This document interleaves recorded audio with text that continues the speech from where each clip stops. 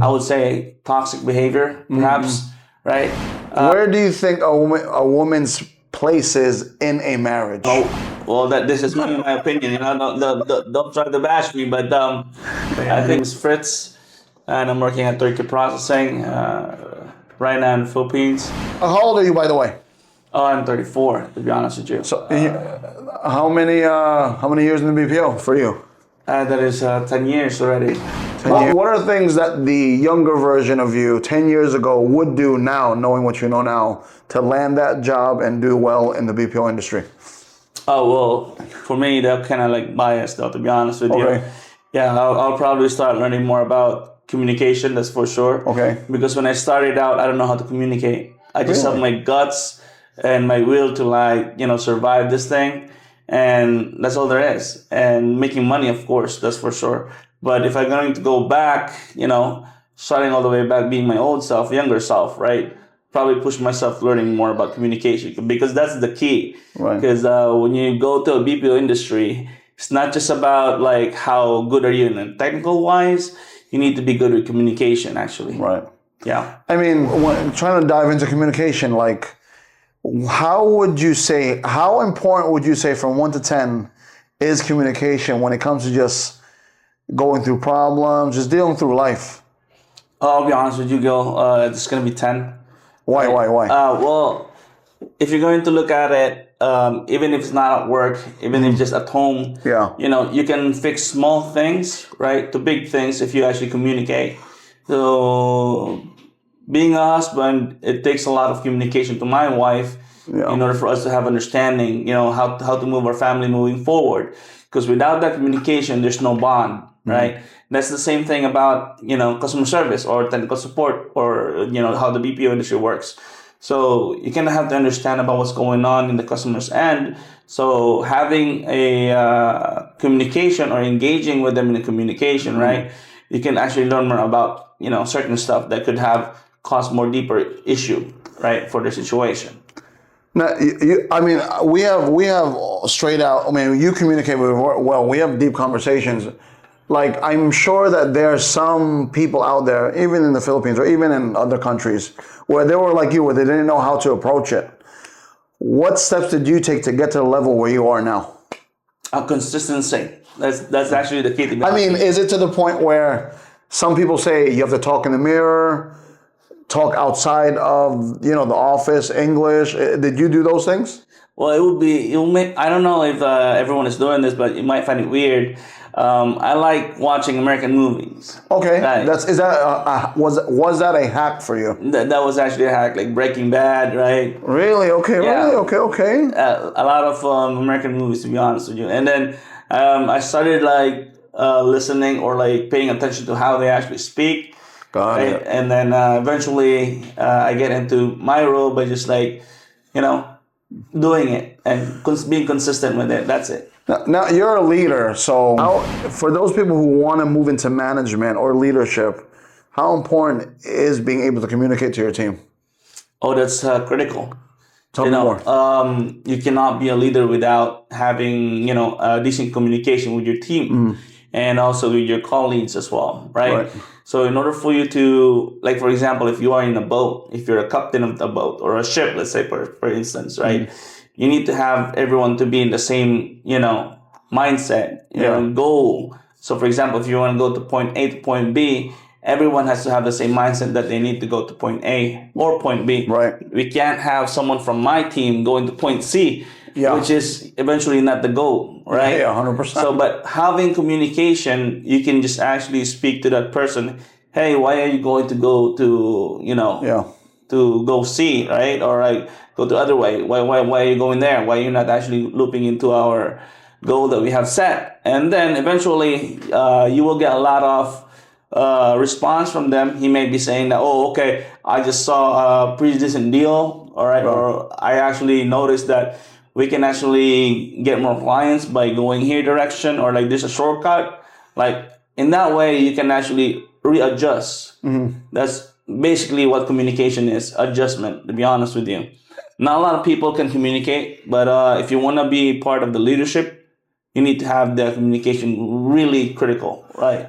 Now, I know you manage a good number of people, and hopefully this helps people in the BPO industry, helps them, or in any industry. How do you manage different personalities? Obviously, you and I have to manage different personalities. How do you manage all those personalities? Because Monday, they're amazing. Tuesday, I don't know. And then Wednesday, you want to kick them out the door. How do you manage those personalities? I'll just be genuine with them, to be honest with you. I'm not pretending who I am. I'm just like giving them, hey, I understand that, this person and that person has a different attitude, right? That have different personality. But if you're kind of like genuine with them, they're going to be genuine back with you. Right. That's how I kind of like get the hack of it. And also, if they have like this kind of, I would say toxic behavior, perhaps, right? I kind of like wanted to know why. So we can actually not trying to fix the attitude, but, able to compromise on that situation, because you can't have everyone the same attitude as you. No. Or, you can't have that. Yeah, you really can't. But by having that kind of lead towards the team that, hey, this is the kind of attitude or culture that I would like to have as a team, it can actually put into their mind, okay, so I need to actually to adjust my attitude to fill in or to fit in into this type of group or culture. Yeah. Same with turnkey, right?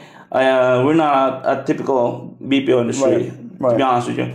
One thing I like about turnkey is that the flexibility, that's number one, and the working life balance. I would say any other BPO there, I'm not sure that if they have that as well. But you've been through it. 10 years. I mean, I've been through a lot of BPO industry. Without giving any names or where you worked before, what is the typical BPO industry? What is the typical setting, the environment? Well, it's crazy. It's more like power tripping. Everything's really? Yeah. I have heard that from team leads and people. Yeah.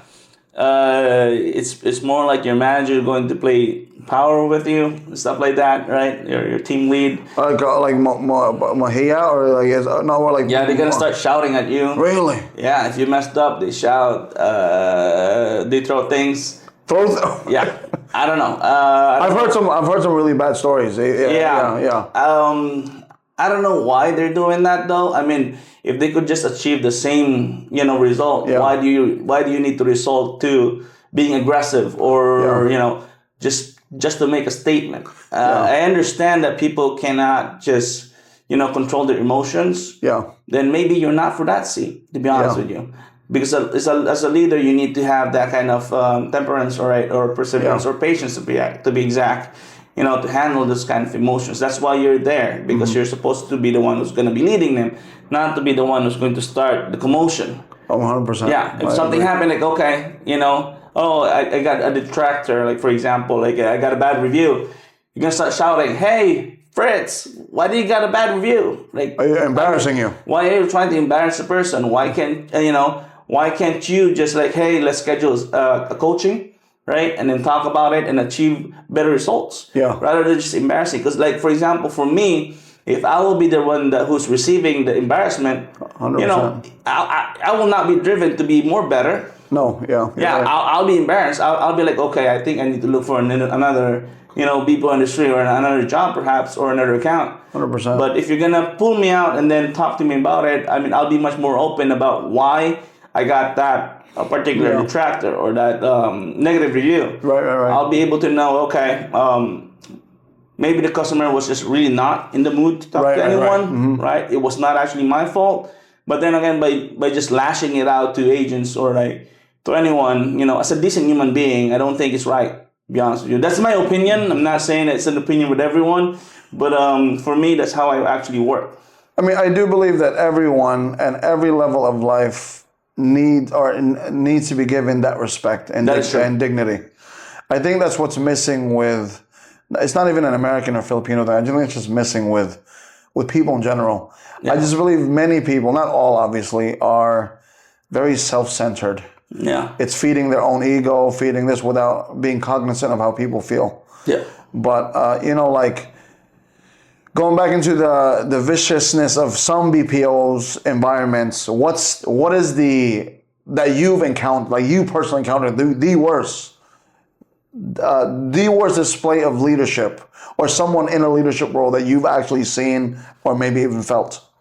Well, when I recently just had my son, to be honest with you. Really? Wow, Like, okay. of course, you got a newborn baby and it's an infant, right? Yeah. You get sick A lot. a lot, right?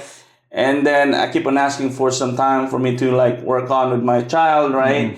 Because I'm only living with my wife, you know. Right. So kind of like, hey, can I take a time off? Can I actually file a sick leave? It's not me Yeah. who's being sick, but it's my child. But I need to take care of it because again, it's an infant. But then again, the leadership that I have, you know, that I am under at that time, could not understand, you know, the importance of it. So they can just like, why can't you do it in the morning? You know, or why can't you do it on the weekend? So or on your day off. So meaning to say, they want me to wait it out rather than just like addressing the issue. So eventually, I have to leave there.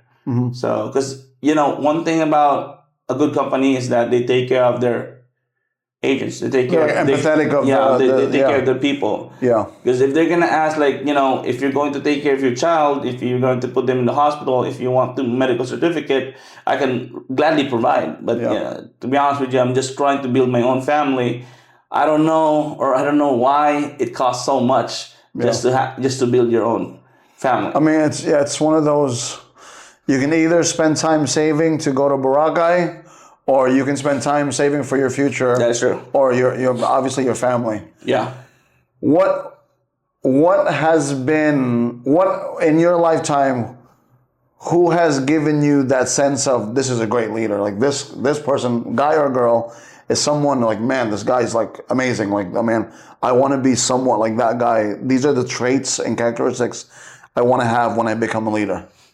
Yeah, a lot of mentors actually, not just you. You know, and I will. It will be biased if I'll put you in No, front. I don't want you to put me. Don't include me there. Don't include me there. So I don't know if you might find it surprising, but I'm a member of the Church of, you know, the Latter-day Saints. Yes. Yeah. So when it comes with leadership, I've been through a lot of humble leadership that in my life that teach me how to be, you know, who I am right now. Oh, right. So I can't name them because I don't know if they're okay with that. Of course. To be honest with you, what's the most profound lesson that they bestowed on you, or you learned from them? well, it's you're not the star of the show.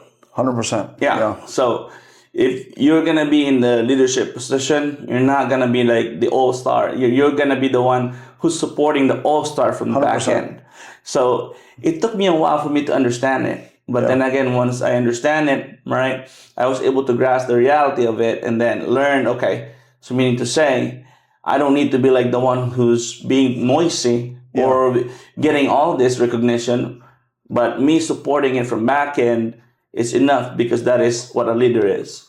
100%. I mean, are you a believer that as a leader you serve more people? Absolutely. You're not. I mean, I guess we're on the same page as in like. To be a great king, you have to be a great king to your people. That's what I believe.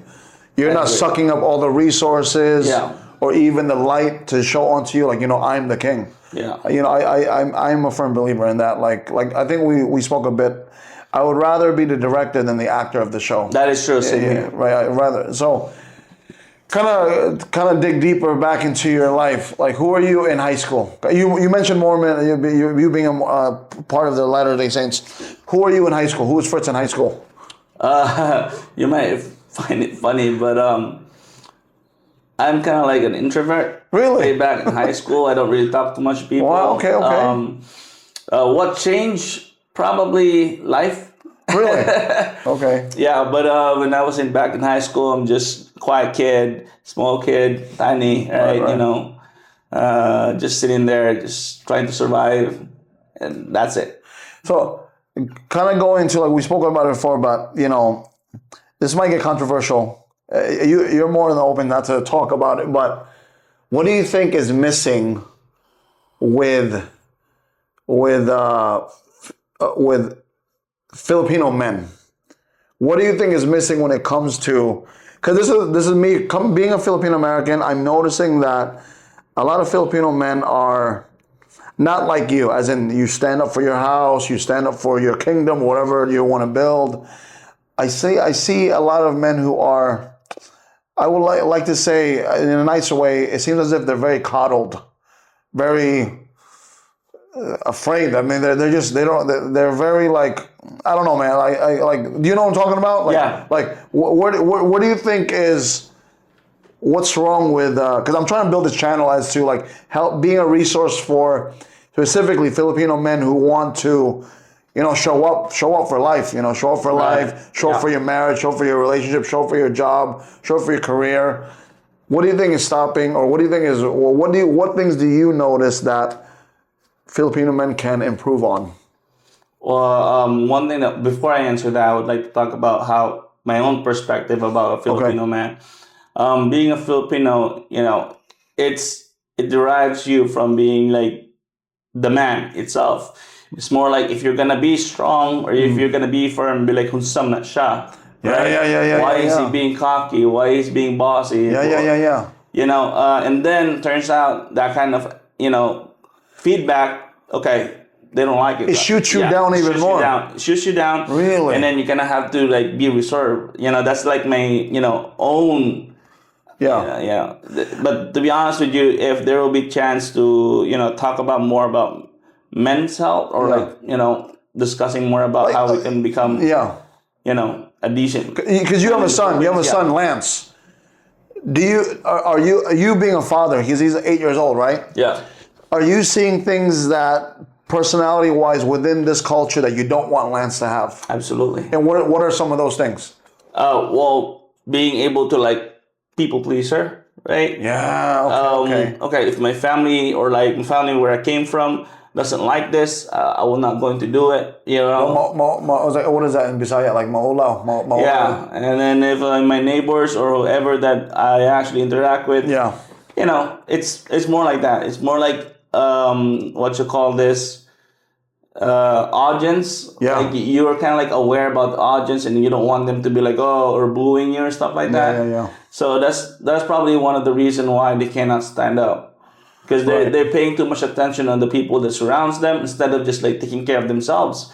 Because at the end of the day, people are people. People move on. If you messed up by making this decision, you correct it. Right. But if you messed up and then you feel like, oh shit, I messed up. Let me hide under my mama's skirt. So I noticed that a lot here. A lot. Like, is it fair to say some men around here like mama's boys?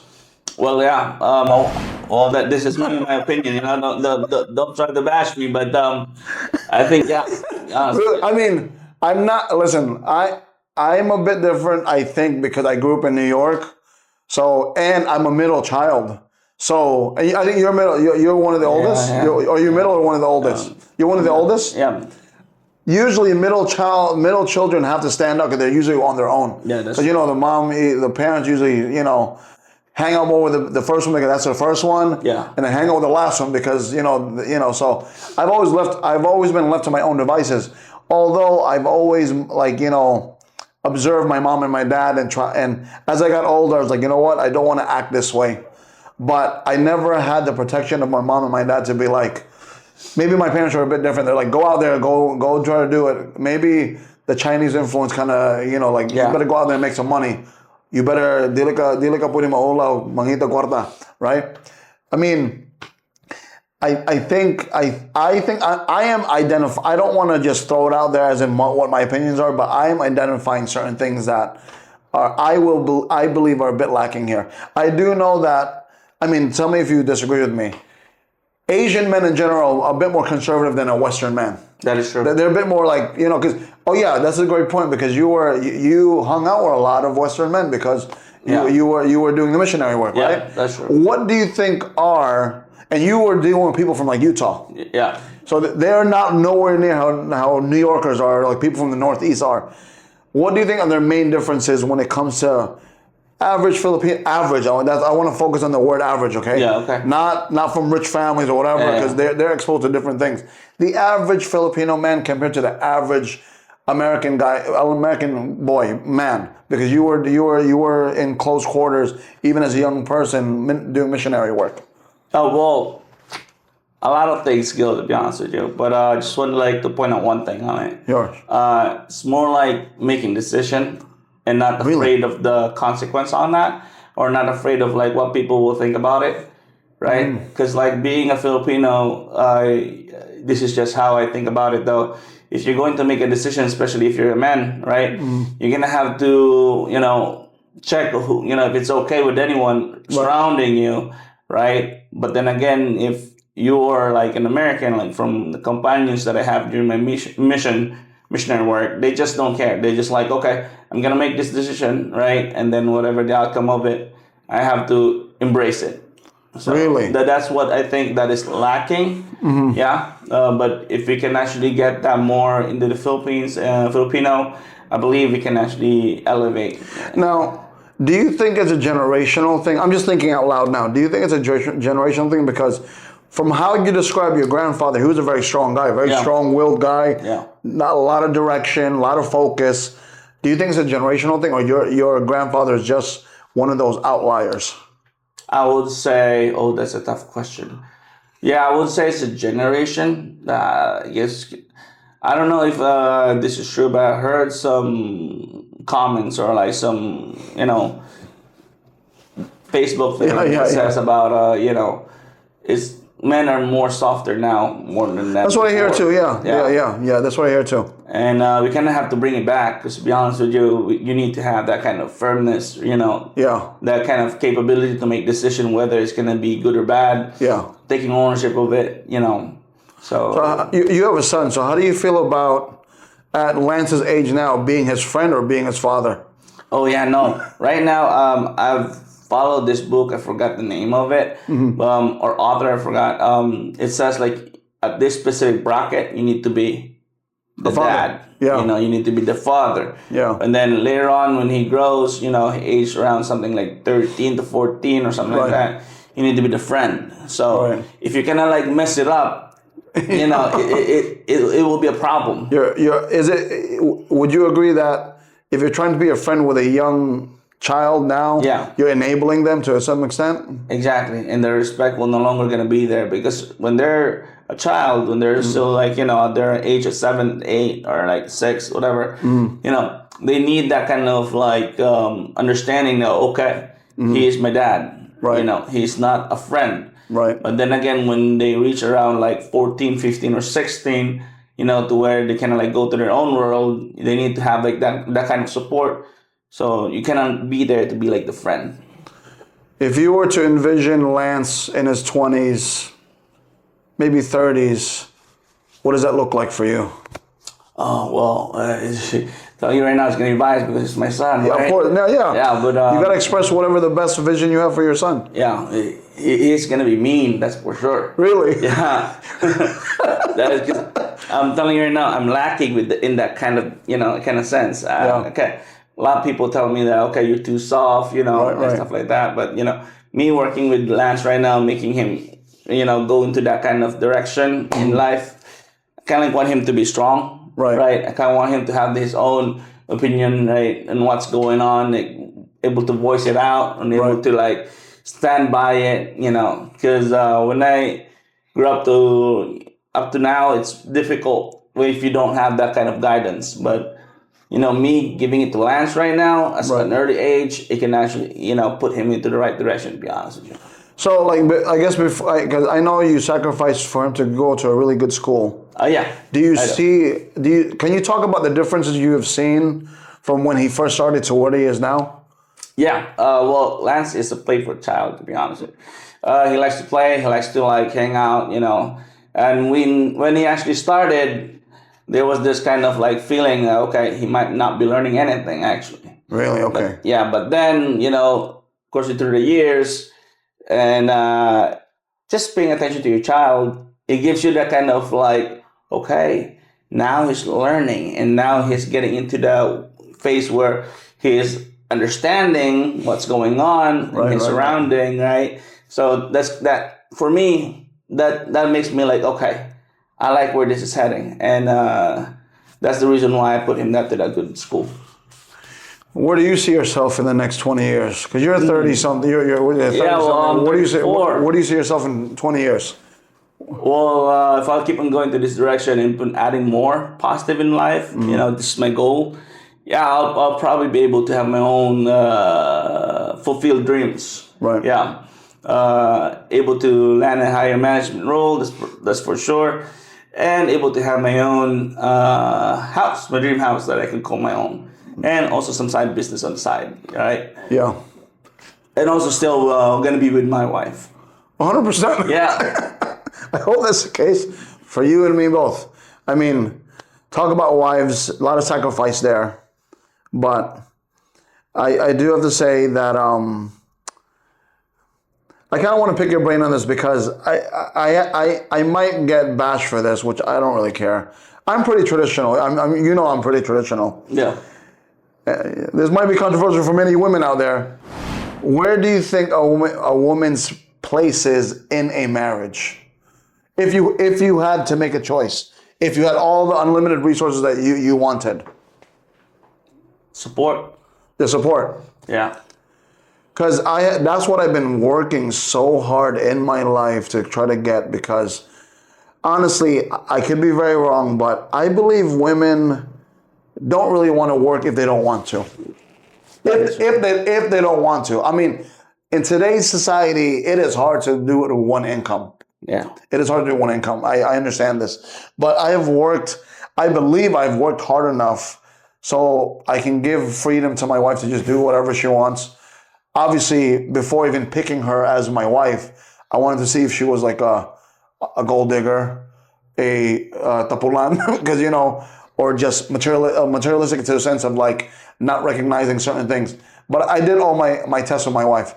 Not saying that you should be. That sounds weird, but you know what I'm saying. I did all those things with my wife because I wanted to be in a position where I'm gonna bust my ass, but just don't bring me any headaches when I go home. You know what I'm saying? And we had being together for almost 20 years, we had a lot of learning lessons. You know what I'm saying? And I guess my question to you is that, like, because you mentioned being with your wife, and just to let you know, 75% of men just watch this channel. So what advice would you say, like, when you're trying to settle in and trying to find that ideal wife, or what's your vision? How would you? Maybe your wife. Hopefully, your wife doesn't watch this. What would you do different if you had a second time around? Ooh. Yeah. Well, hypothetically. Yeah. Because you guys are still fairly young. You still have time. Yeah. Even me and Ruby are still working things out at the end of the day. You know what I'm saying? Yeah. What would you do different from the beginning to where you are in now? I would say, first and foremost, I don't have a perfect marriage. Yeah. Nobody's a perfect marriage. Yeah. I don't believe anyone has a perfect marriage, to be honest with you. I agree. And then we're just two people who's trying to, trying our best. That's all it is. Yeah, survive and make sure we have something that we can give to Lance. So for me, if there'd be another chance, right? All my knowledge that is stuck right now, and then going back to my younger years, I'll be hustling more, making sure that she doesn't really work. Because right now, my wife is really working full time, and I know that she helps a lot in the family. Yeah. But as a man, I wanted to have her like stay at home, making sure that taking care of the son, taking care of me, taking care of the house, and then it's quite challenging at this point to where I am right now because of the generation. But then again, if I could have put myself back and then retain my knowledge right now, I could really get more assets, or like make sure that I have a decent house, put my wife in so that she can actually decorate it. So that's where my head is at. I'm with you on that one. I even me, and this is what I tell people, like, don't ever. People are sort of very big on hierarchy here. Yeah, that's true. When they look at me, they're like, "Oh, Gil's super, whatever. Like, this guy's making it." I'm like, "No, I'm just like you. I'm just." Fritz and I joke around. I'm a regular guy. To that point, I've always. There's been times where Ruby and I were, I wouldn't say even 50-50. Right. Where you didn't know where it was gonna go. Mm-hmm. One time, Ruby left me for a couple weeks and she came back. She was like, because she had to deal with business in the Philippines, but she really took a break from us. She was like, I just felt like we were roommates. I felt like we're roommates. I don't know where the hell we're going with this situation because, yeah, I know we work hard, but we shouldn't be acting like this to each other. And I'm like, you know what? Yeah, I gotta change. I really have to change. So I adjusted a few things, but like I said, I guess no marriage is ever perfect. If somebody goes, I have a perfect marriage, one of you is too submissive to each other. Yeah. I don't know if you agree with me or not. I agree with you with that. Because yeah, there's no marriage that's perfect, man. I really believe that, me personally, my job as a man is to provide. I'm the hunter. I'm going out there. I'm getting. If we were cavemen, I'm the one hunting for the mammoth. I'm the one hunting for the food, and my wife takes care of the home. I think I have been blessed enough at this point in life, because it wasn't like that a few years ago, many years ago, that Ruby wasn't able to flourish in whatever she wanted to do. But yeah, things just to share with you, things that I would change is probably kind of contradict what you're saying. I wouldn't hustle as much. Okay. I would still hustle, because I hustle. I see. I know you see what I do. I wouldn't, like, me in my 40s now. I realize to some extent I had missed out a lot on family time and bonding time with Ruby. I wish I was, if I had to do it over again, I wish I had more foresight to kind of balance it out. Mm-hmm. Now the princess is in our life, it put I don't know what the analogy I can use, but it literally put a checkpoint in our life. Like, so I purposefully now within my day spend time with them. And Sundays I don't go online. I'm not on my phone. I literally just devote my time, because for me it's Sunday anyway, and it's go to church and everything. But that's what I would do. That's what I would do. Last question, or one of my last questions, and this might contradict with you taking Lance where you want to go. Do you think you need a degree to succeed in life? That's a controversial question, Gil. I know you're moving Lance into the best position, and maybe a degree is there or needs to be there. But do you personally believe you need to have a degree to be successful in life? Well, I would say not needed, but if you can have it, it's better. It helps you. It helps you. But in reality, it's not all about ABC. It's about understanding and making sure you're able to adapt. That's the most important thing in life. But if you're gonna stick on, academically, right? Yeah.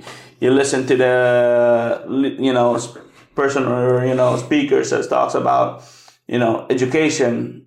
It's fine. It's good. You can do it. Probably 200 people actually I know that didn't finish school, but they're able to, have this in life right now. I am not condoning not going to school. Yeah, no. But I am open to exploring school and injecting common sense in there. Exactly. Like, okay, Lance, we're gonna go outside and go. Okay, this is what my dad used to do for us. Although he wanted to finish school, but as a kid he was like, okay, guys, we're gonna go clean someone's house. This is like 8 years old. Like, we're gonna go clean someone's house. We're gonna do, because we were poor in America. We were middle class in America, so we had to do these odd jobs. But in those odd jobs, my dad taught me in a way where, like, okay, listen, if you guys, I can only give you so much because we don't have that much money to go out. You're gonna go out. You need to go out there and make money for yourself. So that built a sense of confidence in me to knock on doors, to be like, hey, miss or sir, do you want me to rake your leaves? Do you want me to mow your lawn? So, because I had like a newspaper route before. Mm-hmm. I realized, and this might be controversial, all the school things that you do learn can be learned basically if you really put time into it online now to a good degree. I would think so. Yeah. Because once you know the coursework, you can kind of like, you can kind of navigate through that. But I do know, obviously, you need to go to school to be a doctor. Yeah. But I personally believe, like, to be like for the BS NTREP students, I don't really know if you really need to go to school. I do see the value in knowing bookkeeping. Mm-hmm. I do see the value. I do see the value in knowing bookkeeping and all those little, like the office work that business has to do. But in an essence, like being an entrepreneur, it's like it's a trial and error game. And I mean, do you think in today's day and age, having all these resources online, you can literally go through life and absorb all this knowledge without going to school? Yeah, I would say 100%. I mean, for the professions we're in, customer service, talking to people. School is important. It is. It will give you direction in life. I think it gives you a good foundation. Yeah, it's a good foundation to where you wanna be in life in the future. Right. But it will not going to hold you back from achieving a lot of things in life if you're just gonna solely focus on education. Education is more likely a startup or to teach you how to conduct yourself in public, right? And how you're going to perform a task. That's the kind of reason why you get assignments or homeworks, right? And kind of like how to listen if somebody's talking, right? And that's basically it. And then you absorb that and put that into life. I believe it's not required. I would say it is important, but it's not required. I do believe that you need to independently educate yourself, though. Exactly. You can't just to say education not needed or not required, so I don't need to go to school and I just be lazy. No, that's not how it's gonna work.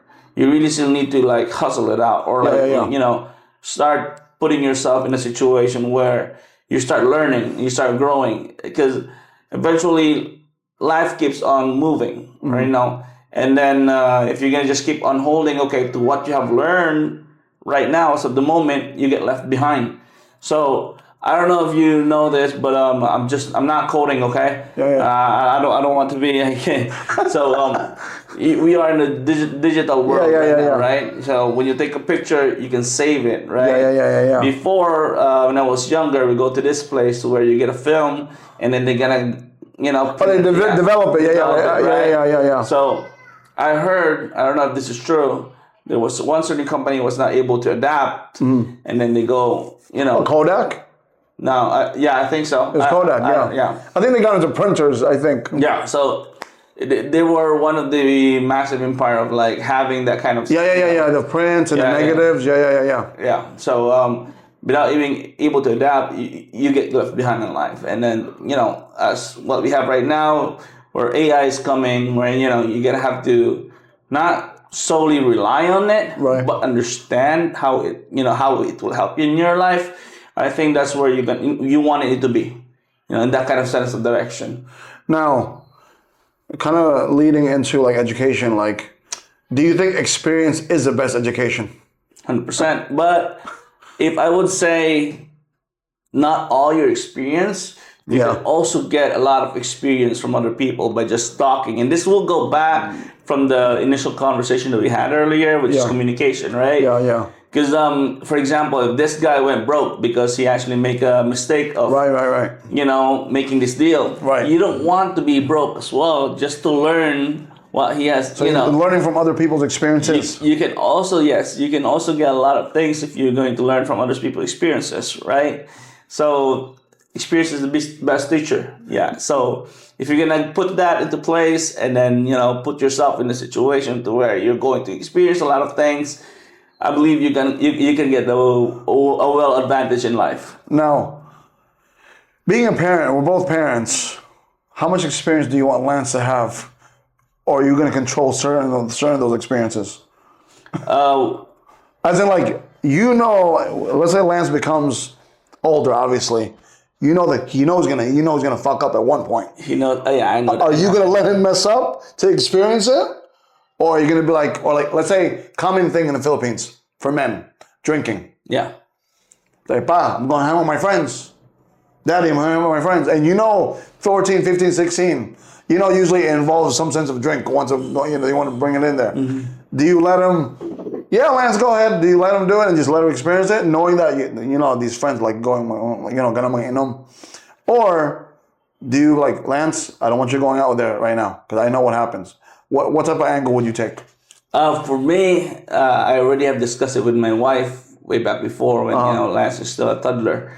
I told my wife that I'm going to let him experience it. Really? Yeah. The beauty of it is that if something happens, like for example, right, or he fucked up, right, big time, right, I'm gonna be there to help him out, and then make sure that he's not alone in fighting this battle. And by doing that, that could actually be one of the greatest lessons in life that he's going to do. You know, it'll change the trajectory. it will change the trajectory. To be honest, in reality wise, or in a kind of setting, it will change the trajectory. That's for sure. Because if you're going to just like cushion it out, all right, this is just my own opinion, okay? If you're gonna cushion it out and then stop him from experiencing those things, it will turn out, okay, what if?